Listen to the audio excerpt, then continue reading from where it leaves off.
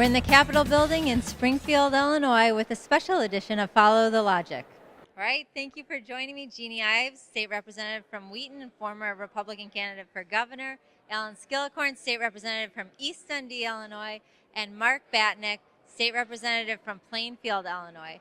Now, you three are all Republican state legislators, so in the House you're in the minority, but really ideologically you're in a super minority in that you actually advance conservative principles and liberty causes, and let's set it up. Usually GOP runs on the mantle of fiscal conservatism.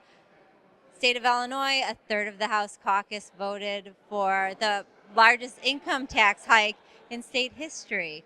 A lot of them backed the Exelon bailout that Governor Rauner signed, and very few, you would be among them, have really advanced any legitimate reforms, like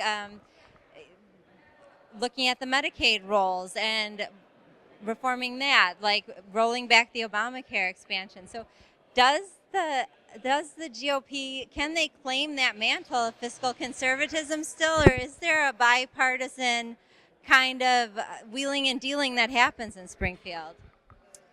Well, the problem in Illinois is that many of the Republican caucus were disappointed in how Governor Rauner governed, and after a 2-year budget debacle, they ended up voting for the tax increase for their own districts in many cases. But I'll tell you what, if Republicans can't agree that there are no new taxes in the state of Illinois, then I really don't know what else we can agree on. And so that's where I am. Well, we would like to advance a lot of different reforms. It's just that we don't get the opportunity to do. So we have to be very diligent about sticking together as a caucus, I believe, against all sorts of spending increases until we get reforms. And that didn't happen.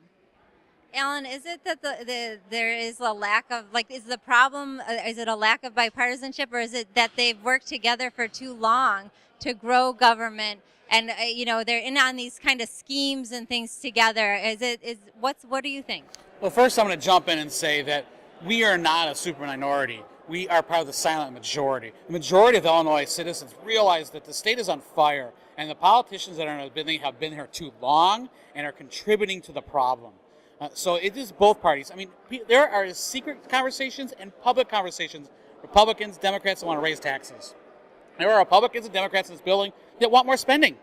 It is ridiculous. And just, when I look in the paper today about Democrats trying to flaunt our constitutional requirement for a balanced budget, it's wrong. The fact that Republicans aren't joining us, I mean, sitting with these two, standouts, right, have actually advanced real policy, real reforms that get things done, save our state, is great. But Jeannie's right. A significant portion of our caucus is too part of the problem. It's too big a part of the problem. I mean, they have been here for years and years and been making things worse. And maybe they come from a background where for big spending, big taxes, it doesn't work. The people are saying no. It's time for everyone in this building to listen to the people. Mark, you're mic'd. Yeah, Go ahead. Let me ask you about leadership, though. I mean, you guys are all conservatives. You've done a ton of research on conservative reforms, on budget reforms. Do you feel supported by leadership? Is ILGOP leadership, are they fiscal conservatives? Would you say that? Well, I think everybody in our caucus wants to be a fiscal conservative, and I think sometimes it's you get beaten down by this place. Yeah. We have been in the minority for so long. We were in the super minority for quite a long time. And and it's one of the reasons why I support term limits and why I like fresh faces is that I don't feel like they even know necessarily what it's like out there in the real world. I think Representative Skillicorn hit it on the head when he said there's a silent majority. I think it's starting to be a pretty loud majority of the citizens of the state that want the reforms. And I can couch it this way. There was just a big tax increase. Right. We're still having trouble. Months after a massive tax increase, we're having trouble balancing the budget again. The rubber's about to hit the road at some point. Why is that? I'll tell you why it is. The reason and I was telling somebody this yesterday. Had we done the reforms 2 years ago, 3 years ago, 4 years ago, 10 years ago, we could be reaping the rewards of those financial benefits now.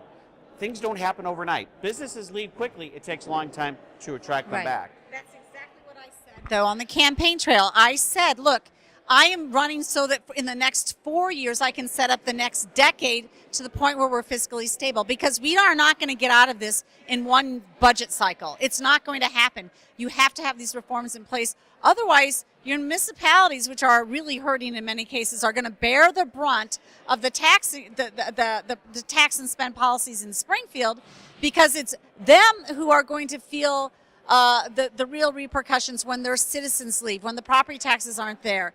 It's all going to come downhill to them, and they're the ones who cannot just simply let vendors go unpaid for years and still maintain services. And so that's where you're going to feel it first, is in your individual cities.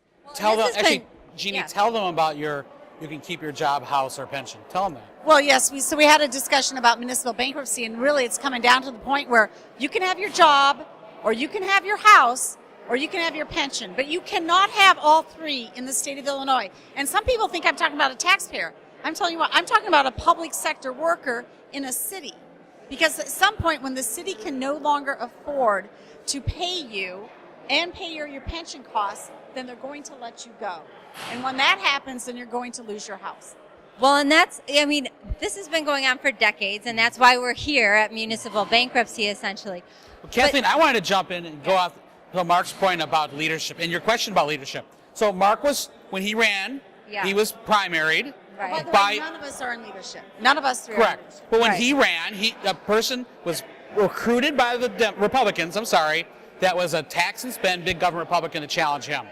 When I ran, someone was recruited, endorsed, and financially supported by the Republican Party. Yeah. That was a tax and spend big government Republican. Well, and Jeannie had a primary. knows about the Yeah. wagon being circled Right. against her. Right. So that's part of the problem, is that the Republican leadership doesn't embrace the ideas of the silent majority, doesn't embrace the people, and it's like in this special interest Springfield bubble that the leadership hangs out in. It's the combine, right? I mean, John Cass coined that term about 20 years ago, and since then we've had countless campaigns run on this idea of, I'm going to reform government, 20 years later, we are where we are, and actually in October, just as an example of kind of this bipartisan protection racket that exists in Springfield, we saw it come to a head when the Harvey Weinstein case happened in Hollywood and Me Too movements were happening around the country. 300 women in Springfield signed a hashtag Me Too letter that detailed the culture of sexual harassment in Springfield that's been completely covered up. It showed how toxic it was, and it took a woman, Denise Rothheimer, coming forward and sharing her case to reveal that there was absolutely no legislative inspector general in place, and there were 27 complaints that had been filed that were uninvestigated. Hers was one of them. Does that is that not evidence that this combine exists, that there is this bipartisan protection racket that Cass talks about? Well, actually, on that's a perfect example of a topic where leadership failed in both the Democrat and the Republican caucuses. And so Denise Rothheimer brought forth a bill to me about the rights of complainants, because she found out that complainants have no rights after she went through this process, after she filed the sexual harassment case. And the truth is that when we ran that bill in executive committee, not only was it we're going to pass this bill. The motion was not do pass. The motion was do not pass. The motion was do not pass. And a Republican seconded the motion to do not pass my bill on giving complainants rights when they make a complaint. And that bill universally was shut down by both Republicans and Democrats, even though it has bipartisan sponsorship, because complainants who make a complaint, an ethics complaint, a sexual harassment complaint, against anybody in the legislature should have rights. And for them to bipartisanly shut down my bill just tells you that Republican leadership has failed in this area, and so have the Democrats. Yeah. And sexual harassment is against the law, right? Right. We didn't have an inspector general for 3 years. We had 27 complaints unanswered, just sat there, and there's a statute of limitations, according to the Human Rights Act here in Illinois, of 12 months. So the vast majority of those died. Yeah. In my opinion, they died for political reasons, and it was intentional. And that's a shame, and that's wrong. But I also want to point out, before we let Mark jump in, is that we have an attorney general of the state of Illinois. It was only 700 attorneys works for her. How come she didn't say a word about this? Is it because her father was involved in it? There's no corruption in Illinois, if you ask Lisa Madigan. Go ahead. Yeah, you know, it's always tough to follow these two on issues like that, but there hasn't been a whole lot of incentive for oversight of ourselves. And that's essentially what the Legislative Inspector General is supposed to do. And I got to tell you, that silent majority needs to start becoming a little bit more louder, and they need to walk themselves to the polls and start electing people that are going to hold themselves and others accountable. And that's what it's really about. Yeah. I mean, we need to hold ourselves accountable. We need to hold our own caucuses accountable. When we're discussing bills, we need to hold the entire General Assembly accountable with what we do with our time, what we're voting on. We need to bring it back to our districts, but we also depend on the voters to be more educated. I think what makes a voter educated is when they open their property tax bill and they see it skyrocket. When they see more money being taken out of their paychecks, we're starting to see that, and hopefully we're getting to the point where they're going to be engaged enough where they're going to vote for change agents in Springfield. That's frankly what we need. Yeah.